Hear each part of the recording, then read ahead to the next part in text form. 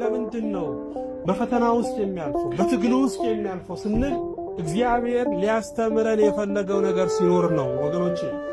መከራ በራሱ መከራ ብቻ አይደለም፣ መከራ መካሪም ነው። ብዙ ክርስቲያኖች ወደ እግዚአብሔር የመጡት እግዚአብሔርን አባት አድርገው መኖር የጀመሩት ለካ የመኖሬ ምስጢር እግዚአብሔር ነው ብለው ወደዚህ ጥልቅ ወደ ሆነው መንፈሳዊ መረዳት የመጡት በአብዛኛው በመከራ የእግዚአብሔር ትልቁ መቅረጫ ምንድነው ካላችሁ መከራ የማያውቅ ሰው ብዙ ጊዜ ካያችሁ ታብጦ ነው የሚሞተው። ብዙ መከራ ያሳለፈ ሰው ግን ካያችሁ ቃሉ እንኳን ሳይቀር የተጨነቀ ነው። ድጋሚ ወደ መከራ እንዳይገባ የሚጸልይ ነው።